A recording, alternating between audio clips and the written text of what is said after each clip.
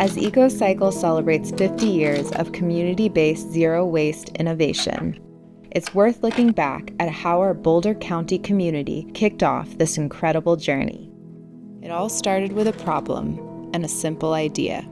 I was volunteering at the Attention Homes with the kids, and we didn't have any funding for recreational equipment.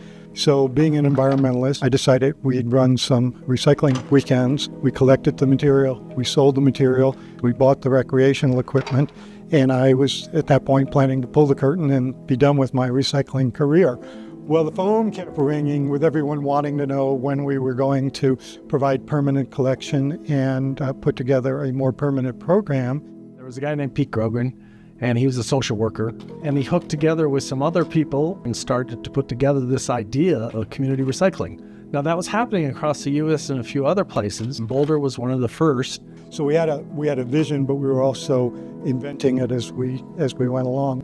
There was no blueprint, no funding, no system, just people figuring it out. The community was getting on board, but Boulder City Council wasn't so sure. And the City Council voted us down 5-4, and we brought 1,000 of our good friends to the City Council chambers, and the vote switched to 9-0. That was the turning point that led to expansion across the Boulder County community. One of EcoCycle's founding board members, Josie Heath, pitched an innovative plan to the EcoCycle board.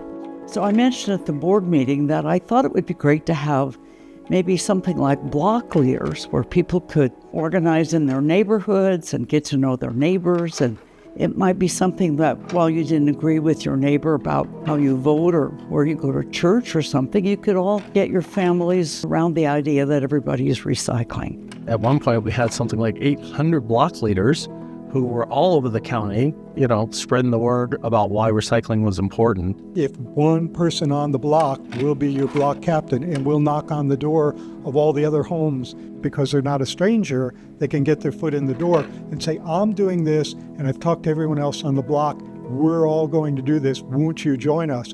Friendly peer group pressure. That's when it changed from a program to a movement.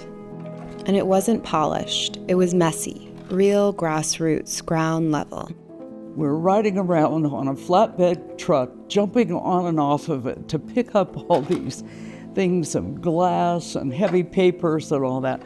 It was a big breakthrough when EcoCycle moved from these random trucks to school buses. Over time, the problem got bigger, so the vision had to grow. EcoCycle is about the vanguard of 3 revolutions. The first one was recycling. Second one was zero waste. Third one is extended producer responsibility that we're in right now. What started as recycling became a way of rethinking everything. 50 years later, the question isn't whether it worked, it's how it lasted. Because, you can have a great idea, but not only implementing it, but sustaining it. That is what's so great. And of course, we honor the founders, but I also honor all these volunteers who, through so many years, believed in it, really walked their neighborhoods to make it happen. The community that we're in is a big part of the reason we still exist. I mean, you go down the line, and we were there at the end of the pipeline catching all this stuff and keeping it out of the landfill better than anybody else. EcoCycle is the community, and the community is EcoCycle. That's how we made 50 years, and we ought to make 50 more.